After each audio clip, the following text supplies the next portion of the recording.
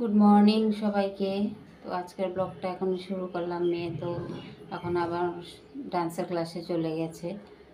তো সকালে 9টার সময় গেছিলো অ্যাবাকাস ক্লাস। আজকে তো সানডে, অ্যাবাকাস ক্লাস হয় সানডে দিন।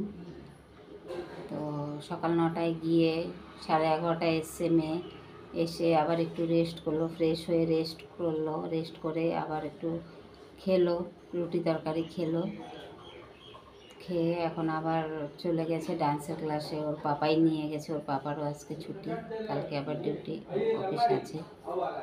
তো এখন মেয়ে গেছে, এখন ঘর দুয়ার একটু পরিষ্কার করব। যতই পরিষ্কার করে রাখি মেয়ে আসলে একটু নোংরা হয়েই যায়, মানে খেলনা টেলনা এদিক ওদিক করে রাখে। তো এখন একটু করবো, এগুলি ঠিকঠাক করে আমি চানটা করব, চান করে পুজো দিয়ে তারপর রান্না বান্না করব। এখন গেছে হচ্ছে ডান্সের ক্লাসে, আগে গেছিলো অ্যাবাকাস ক্লাসে।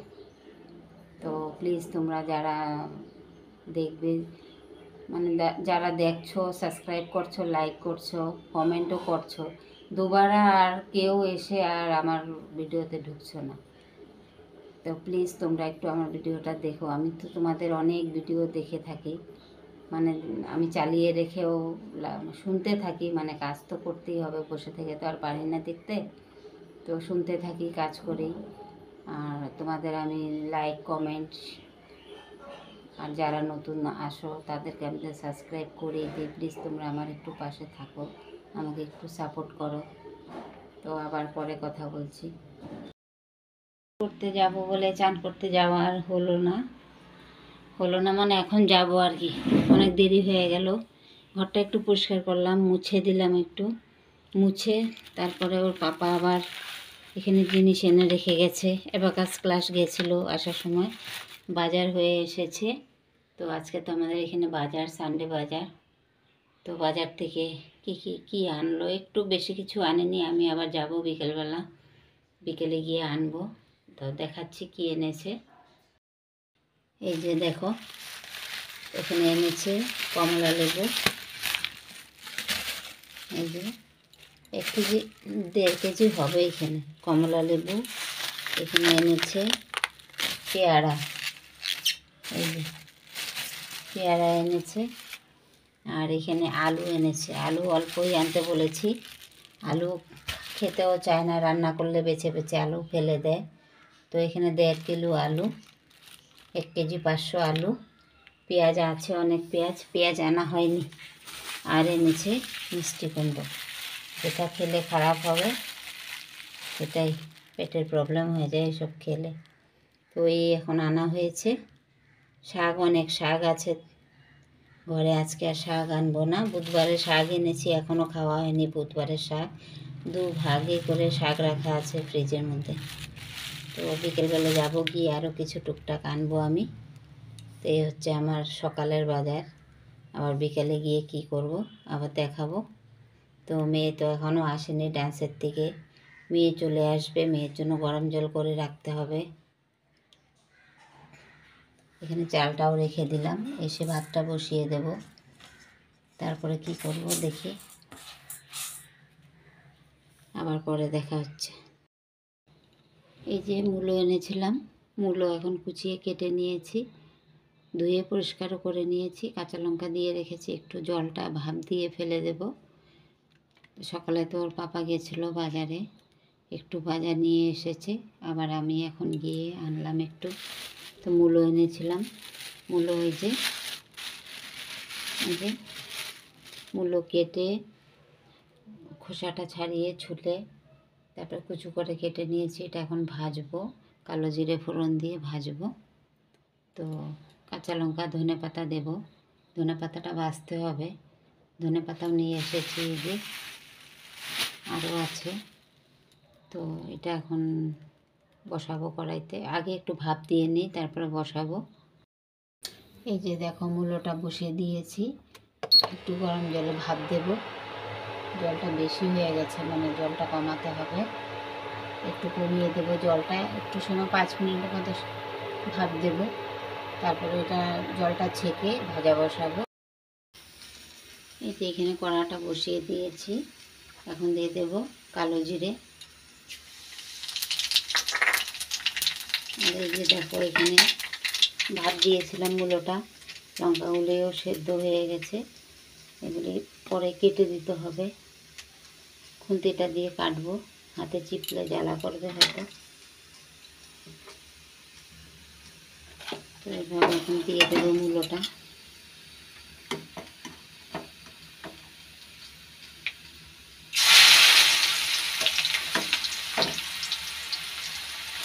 এইভাবে দিতে ভয় লাগে,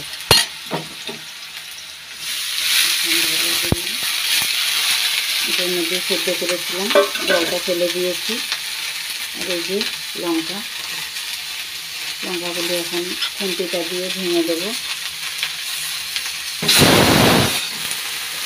ভাতও বসিয়েছি।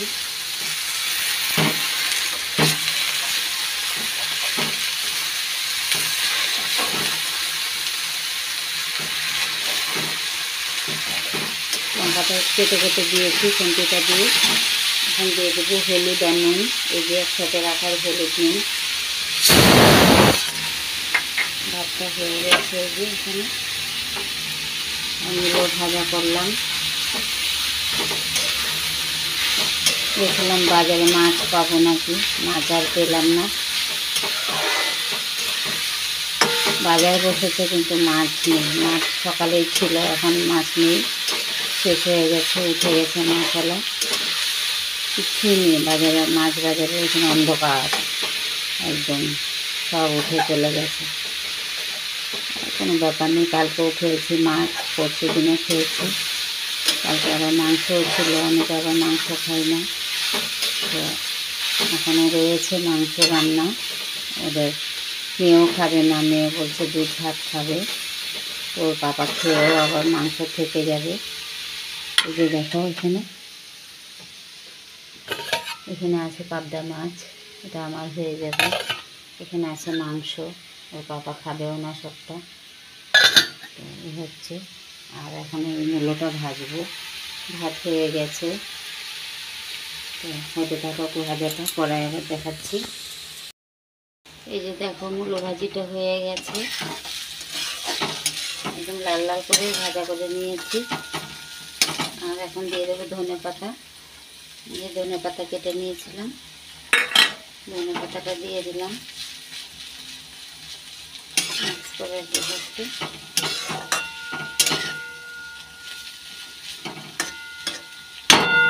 সরি, আর একটু চাপা দিয়ে দেবো। এখানেও মাংসটা গরম করে নিয়েছি, খেতে দিয়ে দেবো এখন।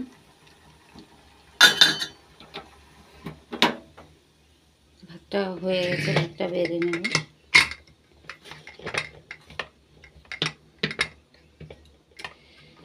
খুলছে না, পরে আবার দেখা হচ্ছে। এই যে এখন একটু বাদাম ভাজা করে নিলাম, শুকনো লঙ্কা ভেজে, আর এই যে কারি পাতার সাথে দিয়েছি, একটু নুনও দিয়েছি। তো এটা এখন মাখিয়ে নেব, লঙ্কাটা ভেঙে মাখিয়ে নেব, খেতে খুব ভালো লাগে। এই যে দেখো শুকনো লঙ্কাটাও অ্যাড করে দিলাম, নুনও দিয়েছি ভাজার সময় একটু, আর সাথে একটু ঘি দিয়েছি, দিয়ে ভেজে নিয়েছি। এই ভাজাটা ওর পাপা চায়ের সাথে খেতে খুবই ভালোবাসে, তো ভেজে রেখে দেব কৌটার মধ্যে ভরে। এই যে কৌটার মধ্যে ভরে রেখে দেব, আর যখন চা খাবে একটু বাটিতে ভরে ভরে, মানে দুদিন খাবে এটা, খুব টেস্ট লাগে এভাবে কারি পাতার সাথে দিয়ে খেতে। আর কারি পাতা খাওয়াও তো খুবই ভালো চুলের জন্য, স্কিনের জন্য।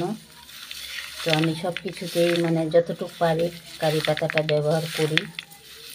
তো আমাদের তো এখানে কোয়ার্টারের পাশে সবসময় অ্যাভেলেবেলই পাওয়া যায় কারি পাতা। এই যে মিক্স করে নিয়েছি, খুবই টেস্ট লাগে, মুড়ির সাথে খেতেও মাখা করে এইভাবে করে খুবই ভালো লাগে। আর এই যে কৌটাটা একটা টিপস দেব আমি, দাঁড়াও দিচ্ছি। এই যে দেখো এই কৌটাটা, এই যে নামটা দেখে নাও ভালো করে, এই যে এটা যে কোনো ফার্মেসিতে পাওয়া যায়। এই যে এই কৌটাটা হচ্ছে মানে পেটের সমস্যার জন্য। এই জিনিসটা ভেতরে হচ্ছে হরলিক্সের মতো, হরলিক্স যেরকম থাকে ঠিক সেরকমই দেখতে। এই যে অরেঞ্জ ফ্লেভারের। তো এটা হচ্ছে রাত্রে শোয়ার সময় যাদের পেটের সমস্যা আছে, রাত্রে শোয়ার সময় 1 গ্লাস জলে উষ্ণ গরম জলের মধ্যে ভিজিয়ে গুলে খেয়ে নিলে সকালে একদম পেট পরিষ্কার হয়ে যায়। এই যে এই জিনিসটা একদম দেখতে হরলিক্সের মতন, আর খাওয়ার সময় একটু টক টক ভাব হয়, অরেঞ্জ ফ্লেভারের আর কি। তো আধা গ্লাস জলের মধ্যে ভেজাতে হবে। এটা ফুলে কিন্তু একদম উপরে উঠে যায়।